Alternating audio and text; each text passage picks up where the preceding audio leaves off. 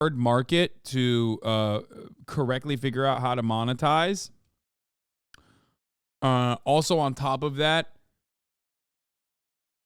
it's a hard market to figure out how to best monetize. Okay, but also on top of that, it's like it requires a lot of time, and if you're not shut inside, if you're not literally forced to be indoors like during COVID, it's gonna be hard to maintain a large audience, an audience that's ever growing.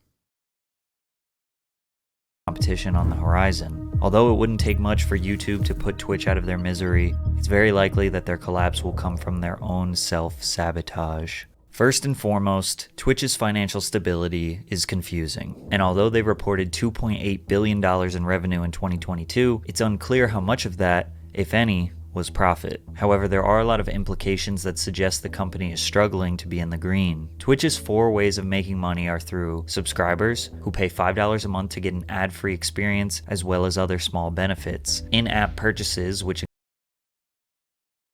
God, that would have been a perfect segue if only I hadn't run the ad break already.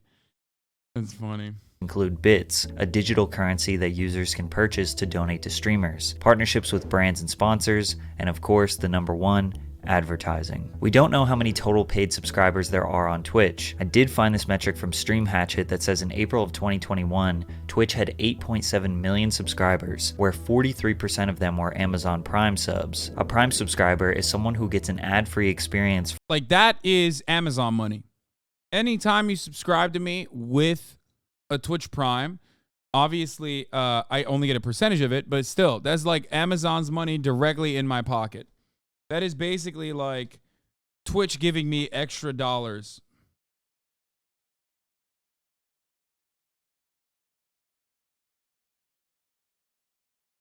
Collective ownership by the creators themselves would be ideal, right? People who do the work generally know the most about how the business should run. For $0, since they already have an Amazon Prime membership, because Amazon owns Twitch. Therefore, Twitch doesn't make any money on that sub. In fact, you could argue they're losing money since viewers are paying $0 and not getting ads, and Twitch has to pay creators $1 and some change for that Prime sub. Anyways, this graph indicates that in the month of April, Twitch had 4.7 million paid subscribers, times $5, which is 23.5 million, times 12 months average, which would be about $282 million in sub revenue in 2021. But Twitch...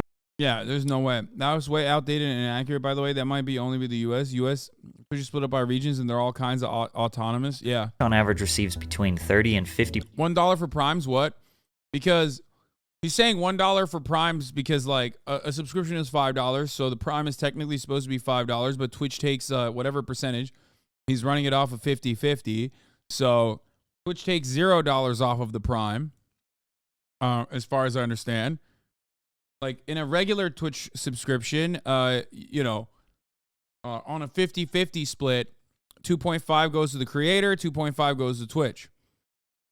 On a Prime subscription, there is no 50-50 split because there's no 50% that's going to Twitch, and only 50% of that Prime subscription is going directly to you, from the pocket of Amazon directly to you, the Twitch streamer.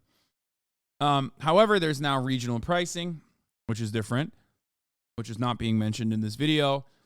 Regional pricing for Prime, regional pricing for subscriptions in general. So a lot of that stuff is not factored into this equation. And I don't even believe that there's only that many subs across the entire platform. It's hard to do this kind of analysis because these companies are notoriously secretive about their own internal metrics. Twitch US doesn't ban Korean streamers, for example. That's all handled by their own regional office. Yeah. So I don't know. I don't know how to describe it. I don't know what the perfect answer is for you. I don't know what the actual details are because I don't know. I simply do not know. I can only tell you what I do know from my end. 50% of that money, because for affiliate streamers, Twitch takes 50%, or $2.50 of the $5 subscriber price, and for partners, they take 30%, or $1.50 of the $5. So if we favor the high end of 50%, that would equal $141 million in subscriber revenue that goes to Twitch. But if Stream Hatchet's estimation of Twitch only having 4.7 million paid subscribers per month is wrong, and they actually have around 10 to 20 million paid subscribers per month, that would bring Twitch's cut between $300 and $600 million per year. Some people argue that Twitch taking a 50% cut of sub revenue is just an act of greed, because most of their money comes from advertising. Now, 141 to 600 million. I think the reason why they do that is because they want to push for ads. Because like even with his own metric, the widest of estimations, like it's not that much money in comparison to how much money they could be making through ad revenue or how much money they make through ad revenue, right? Like think about it. Because it's 2.8 billion, right? And he's talking like, $600 million of revenue coming in the highest estimate just from subscription money. So they just want you to fucking, like, if they were actually making all the money from subscriptions, they would pump turbo, right? They would pump turbo. Why the fuck don't they do that? Because that's 100% going to Twitch. There's like a percentage that you get, I think, off of like however many turbo watchers are avoiding ads on your stream or some shit. But like, you know what I mean? They don't promote that. You want to know why? Because they want people to make money off of advertisers. They want users to make money off of advertisers. That's why they have the ad incentive programs.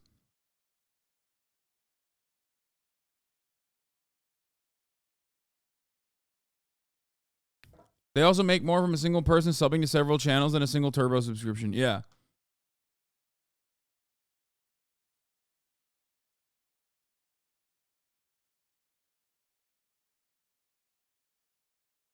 You cannot tell me they were not making money when they had creators who were 2K Indies getting $40,000 a month.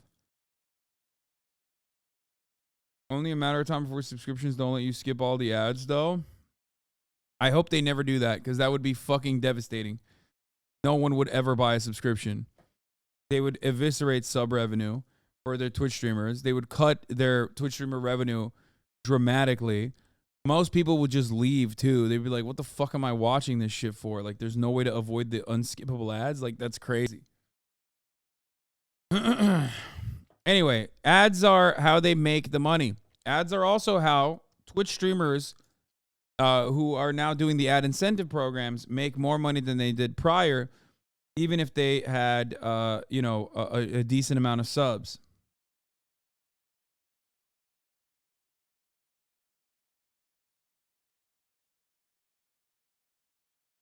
Okay.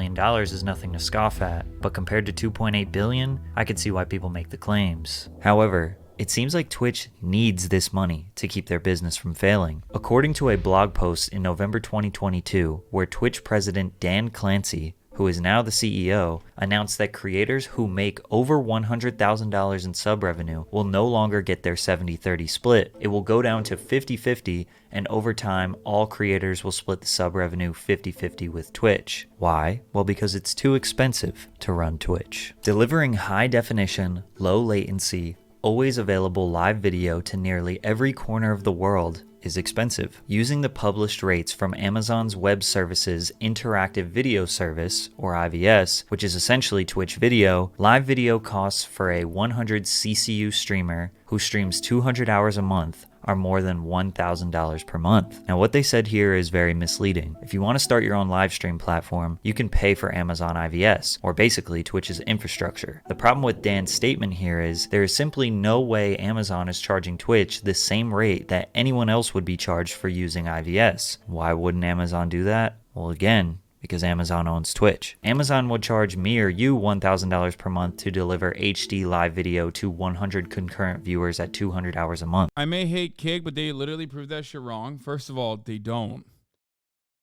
Kig literally proved this completely wrong, by the way. No, they don't. They didn't prove it wrong. What do you mean? Kig just has an endless amount of money that they would dump because in their minds they think Kick in their minds think that it's like fine as long as there's like a massive funnel to create or to bring in new watchers into cryptocurrency gambling.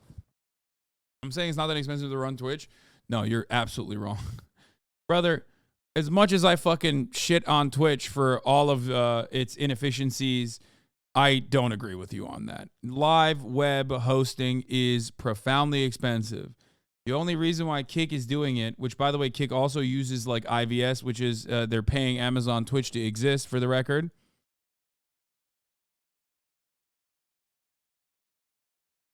Okay.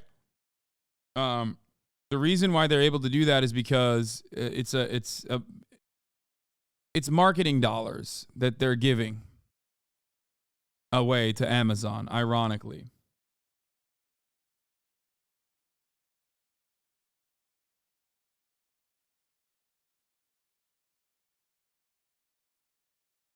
Kick.co, they said they were profitable in Q1. I'm pretty sure that's what the chat is referring to. What? Profitable? Off of what?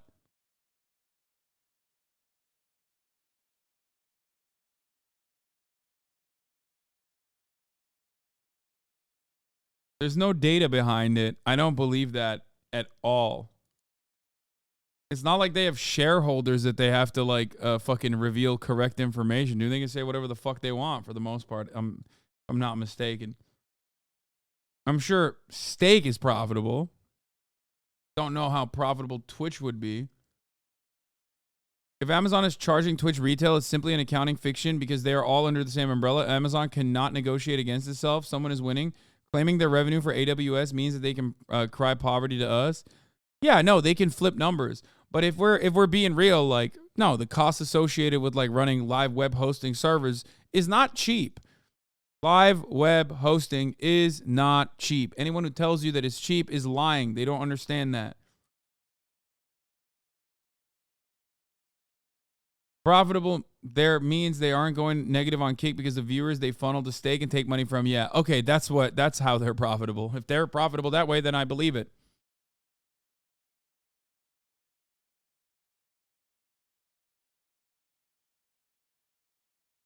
But they likely charge Twitch at least 50 to 90% less than that. In fact, nobody has any real idea of how much it costs to run Twitch. Obviously, you have employee compensation with thousands of employees, but more importantly, billions of dollars per year in energy costs to maintain those servers and deliver perfect quality on-demand streaming all over the world at any given moment. And although we don't know those costs, we can pretty safely say that taking a higher percentage from their partners is not going to cover the expenses. Now, regarding how much Twitch makes from bits, it's unclear, but I'm sure most streamers can agree that bits donations are nowhere near as common as subscribers. It was reported that Twitch generated $185 million from in-app purchases. I'm not sure if this includes subscribers and bits together, or if it's just bits and other microtransactions like badges, gift cards, and the loot cave. Either way, we are learning that at best, Twitch is generating roughly $750 million from subs and in-app purchases, or at worst, $185 million. Regardless of what the real numbers are, we know that without a doubt, Twitch could never survive on just paid subscribers and in-app purchases, which means that likely the $2+ billion in revenue they generated in 2022, pretty much it comes from advertising and brand partnership. No, but it's mostly advertising. Those two numbers are insanely. That range is like a what is that fucking Social Blade ranges? You know what I mean? Social Blade will be like PewDiePie either makes $1 a month or $7 million a month. I'm like, bro, you said nothing. Okay, thank you, Social Blade, for telling me literally nothing. I'm more confused now. It's like, why did you do this range? Whoa, PewDiePie could be making anywhere from $0 to $100 million a month. That's right. Okay, my work is done.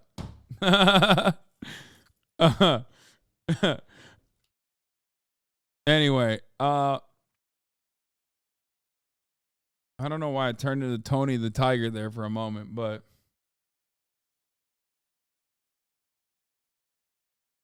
Tony the Tiger as VTuber radicalized me so much last year. I didn't even The see problem this. with this is advertisements are destroying the I'm gonna Kohima. I'm gonna skid him. Kebab.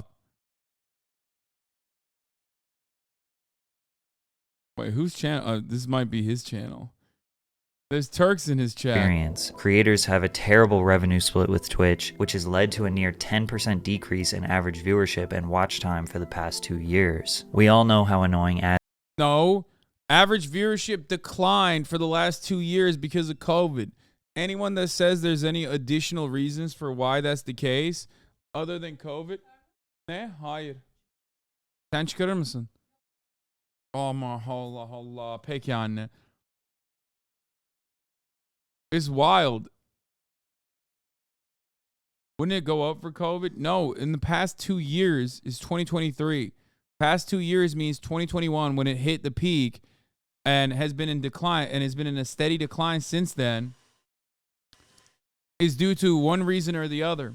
Except a lot of the factors that he is mentioning here came after the decline had already started. Okay? Like if you look at, where is this? This is probably like what website is he looking at, chat? He's looking at, I guess people died? No, that doesn't have anything to do with that. Get out of here. Probably Gnome, right? What is it?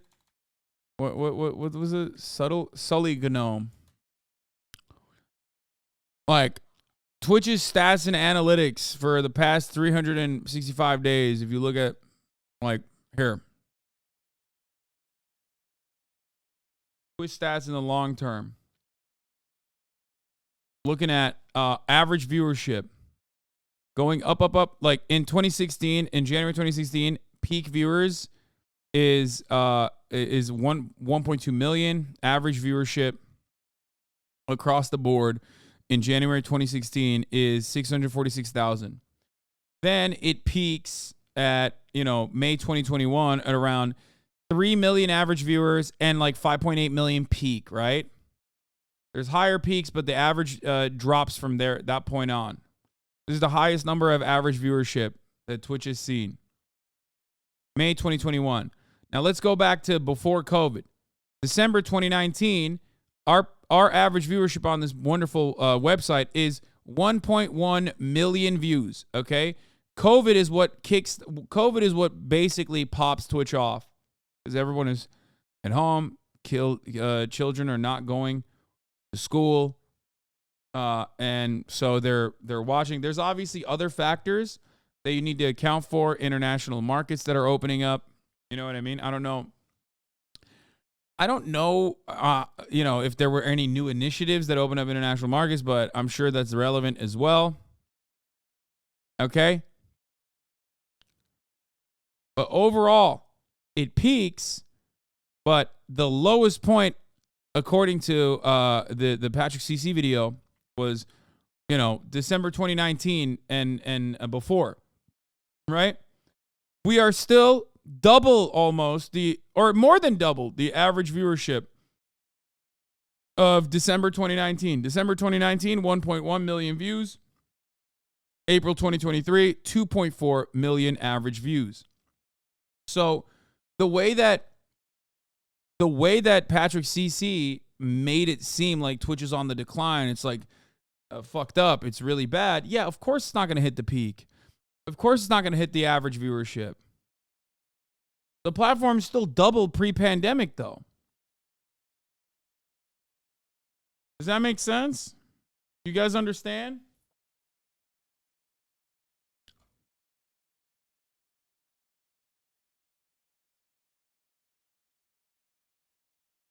Very confused MB. Thank you for the 10 gifted subs. So this is just, I don't know if it's like a case of bad math or whatever. You know what's crazy? You grew so much that you actually stayed steady or went up 30K post-COVID despite viewership overall dropping across the platform and not being an election season. So that means you actually have been blowing up massively on Twitch. It's even more impressive that your content isn't tailored towards kids, so you're maintaining high viewership with adults who have much less time to watch streams than you. Sorry, I just had to glaze a little. Thank you for the glazing. Nice to hear nice things every now and then. So, some streamers got used to eating too good, that's all? Wait, what? No. I don't think that's how. No, I don't know why people are saying like the platform is fucking dying. That's what I'm saying. I'm simply stating that the platform is not dying if you look at like the steady trend, which is still going up. It's like normalizing. It has normalized, right? But it's still pretty fucking high and slated to keep going up.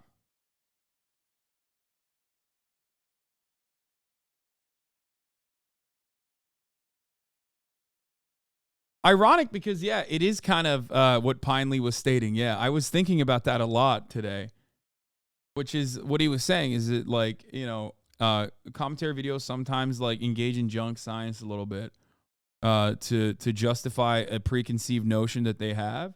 I don't agree with this, or at least the numbers don't agree with it.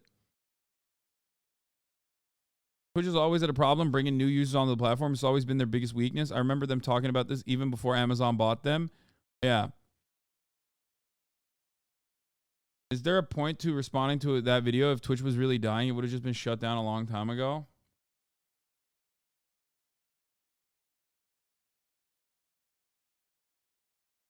Can you filter by language? I don't think. Oh. You can. Look at English. Yeah, if you look at English language speaking channels, you see a similar thing here where December 2019 is 1.3 million peak, and we're at 1.9 million peak. So, okay, that makes a lot, or 1 million average viewers there versus 596,000 average viewers there. So what this is telling me is that as far as like English language channels, at least on I mean, it's consistent. Like this is still consistent. It's like 1 million average, 596 million average. It's a little bit less, but it seems like there is a massive. It seems like there's a lot of growth, especially for peak. I would assume comes a lot from, Spanish speaking channels. Holy fuck! It seems like Spanish is still much smaller. What the fuck? Spanish Mexico? What the fuck does that mean? Why are they accounting this? Oh, no, it's nothing. Okay, never mind. That's not a real thing. Okay.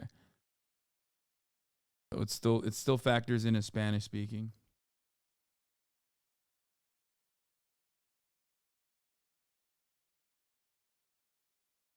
Damn, bro, it was nothing in like 2017.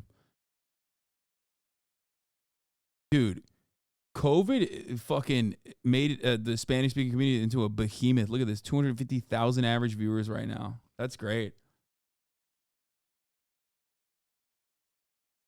So,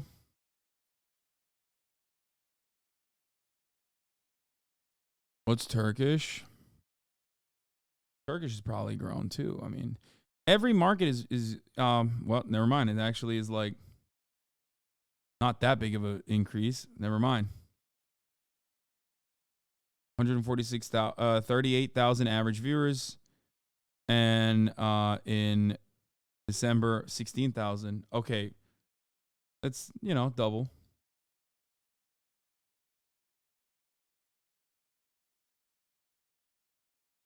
So, am I a weirdo for watching American politics as a Mexican on Mexico? But you are entertaining, brother. No, you're not a weirdo. There's plenty of people who do that. The real weird one is like Japanese viewers that I found out when I went to Japan, who don't even speak English as their first language. It like blows my mind. Like what they're doing out there. I'm a Snow Mexican in Snow Mexico, and I'm a mod. Okay, that's Canada. That's different. Of course, Canadians watch American politics. English is still your first language.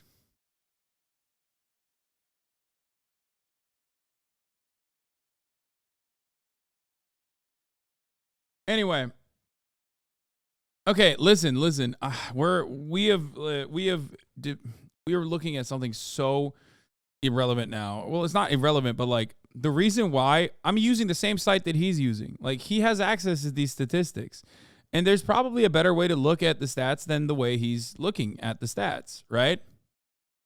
Across the board, if you look at the entire website, the website is doing well. The website is still growing dramatically, as a matter of fact, in comparison to 2016 levels.